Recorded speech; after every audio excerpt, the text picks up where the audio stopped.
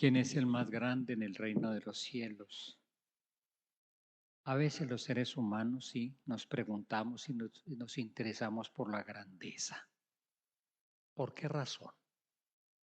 Por ambición, por necesidad de reconocimiento, por la seducción de el dominio, dominar, por la fascinación de tener privilegios, por el oropel de la aristocracia, de la nobleza y de la sangre azul, por el deseo de poseer, por la vanidad de la celebridad.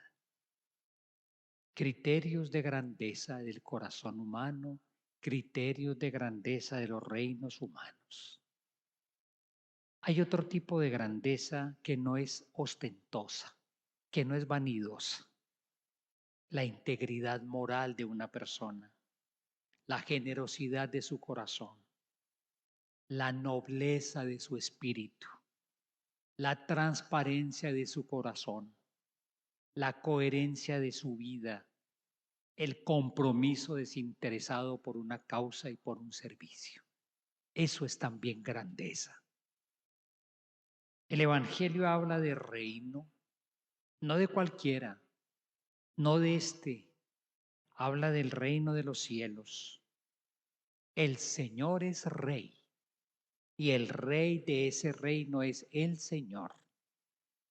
Es una realeza sin cortesanos, sin príncipes, princesas, plebeyos, duques, nada de eso. Duquesas, nobles, nada de eso. Es una realeza sin intrigas.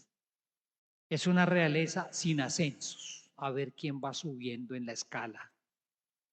Es una realeza sin títulos nobiliarios. Es una realeza sin pergaminos. Es una realeza que da lugar a unos valores completamente diferentes a los valores mundanos. Y ese fue el corazón de la predicación de Jesús, el reino de Dios. Él mismo presente en el mundo y en este mundo ofreciendo una vida distinta a todas estas vanidades de las cuales hablo, que en un momento determinado desencadenan unas luchas impresionantes entre los seres humanos que nos devoramos mutuamente por ascender, por tener, por poseer. Es la imagen más bella de la grandeza del reino de los cielos, el niño. En general encontramos siempre a los niños que son tiernos, que son generosos, que son sensibles, que son espontáneos. También una vez se encuentran niños egoístas, por la formación que recibieron sobre todo.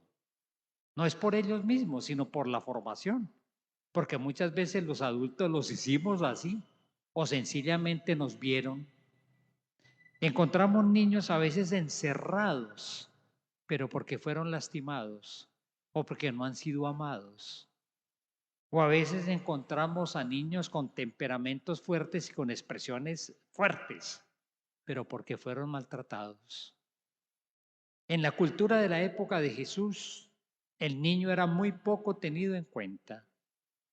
Y sin embargo, el corazón del niño encarna tantos valores que Jesús dijo, el que quiera entrar en el reino tiene que ser como él. Eso no es alternativa. Eso no es una posibilidad entre otra. O es o no es. O se vive según ese estilo o no se vive según ese estilo. Y claro que el niño encarna unos valores desafiantes frente a los delirios de grandeza que tenemos los seres humanos, especialmente los adultos. Encarna libertad frente a las ambiciones y por eso tiene un corazón tan espontáneo, porque no está preocupado por eso, porque es de una transparencia de corazón inmensa, mientras que los seres humanos tenemos tiendas tras tiendas y tras tiendas y nos ocultamos en un mundo de fachadas y somos mentirosos a más no poder. Porque muchas veces efectivamente el corazón no es transparente y el del niño es transparente. Porque tienen una sinceridad a toda prueba. Porque normalmente su corazón es bondadoso, porque sencillamente encarnan una pequeñez que deja sin palabras a la altivez arrogante. Quizá uno de los mayores rasgos que el evangelista Mateo subraya del niño es su dependencia, que indica simultáneamente fragilidad, pero que indica simultáneamente una de las actitudes más vitales de los seres humanos, la confianza. La confianza. Y resulta que para entrar en el reino se necesita hacernos como niños. Y es una verdadera conversión, es una verdadera transformación de la mente que tiene delirios de grandeza, del corazón que a veces es ambicioso a más no poder, del corazón que a veces vive con una cantidad de apariencias y cosas y fachadas. Es una verdadera conversión de la vida. Ahora, si es posible que uno lo haga, ¿a quién se le ocurre, jóvenes y nosotros adultos, decidir vivir en dependencia? ¿A quién se le ocurre? Si precisamente es de las situaciones que a veces siente más la postración de las personas. ¿Es posible abandonar esas autoseguridades que uno tiene? ¿Es posible de verdad despojarse de ciertas arrogancias? Es sorprendente el Evangelio porque la grandeza está definida es por la pequeñez. Esa es la ley de Jesús. Es que Jesús mismo se define así. No es una alternativa ante otras. Jesús mismo se definió así. Jesús mismo, dice Pablo en uno de los textos bellísimos, y no retuvo ávidamente el ser igual a Dios, sino que se despojó de todo rango y asumió la condición más humilde. Es que esa fue la opción de Jesús, no fue otra. El Señor en quien creemos nosotros no es un ídolo, no es un divo ni una diva del espectáculo público, de las redes sociales. El Señor en quien creemos nosotros no forma parte de ninguna aristocracia. El quien creemos es un Dios despojado, un Dios humilde, y la palabra humildad es muy bella, porque la palabra humildad tiene que ver con el humus, que es la tierra. Ese es el Dios en quien creemos, no es otro. Ese Dios portentoso no es cristiano, es otra cosa distinta. Es despojado por su entrega total y porque asumió dependencia absoluta de la voluntad amorosa de su Padre. A nadie le gusta depender, a nadie. Y las dependencias a veces son espantosamente esclavizantes.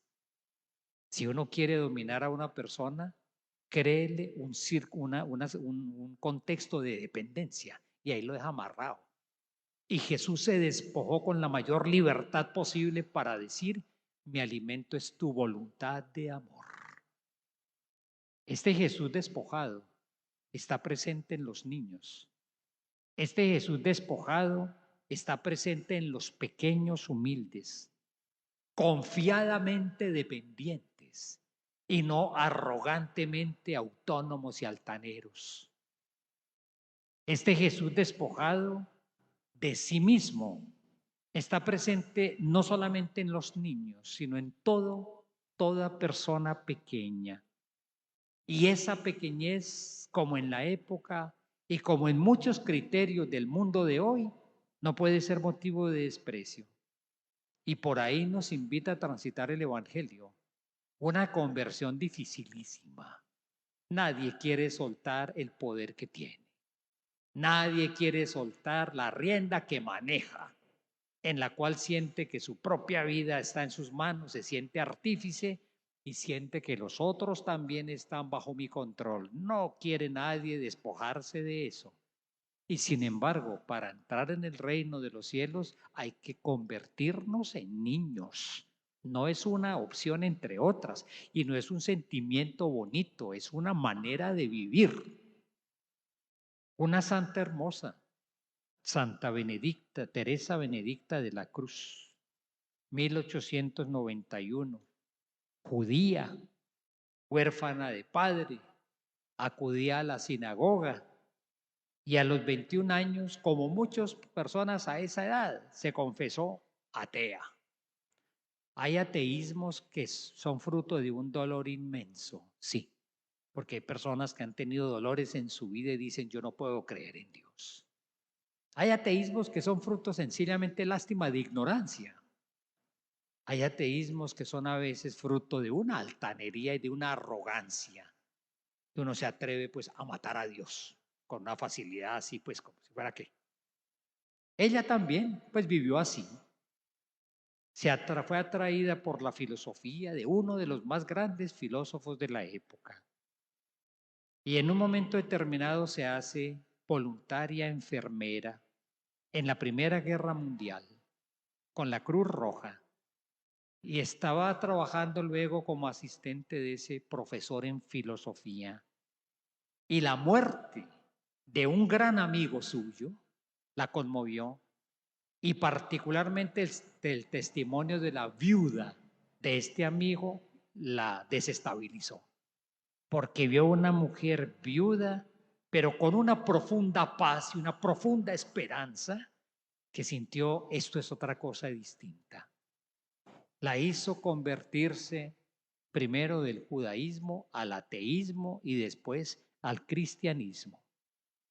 Se encuentra un día con un texto hermoso, el libro de la vida de Santa Teresa de Jesús, esa mística española, y cuando termina de leer, dice, esto es la verdad. Una mujer sencilla que decide en ese momento cambiar todo ese mundo universitario, todo ese mundo pues del ateísmo, todo esto, y que se hace la sencilla mujer que entra a la orden del Carmelo. Se hizo religiosa carmelita. Y allá trabajaba sencillamente como se trabaja, teniendo todos los galardones que podía tener. Y fue víctima también de tantas tiranías que en el mundo han existido. En ese caso, la tiranía nazi. Perseguida por los judíos, la cambiaron de monasterio, la llevaron por allá a un monasterio de Holanda para tratar de protegerla, y allá le llegaron. Allá le llegaron, y a ella y con una hermana de ella la llevaron al campo de concentración en Auschwitz, en Polonia, y allá murió en la cámara de gas. Edith Stein, canonizada por Juan Pablo II, se llamaba así y tomó el nombre Santa Benedicta, Teresa Benedicta de la Cruz.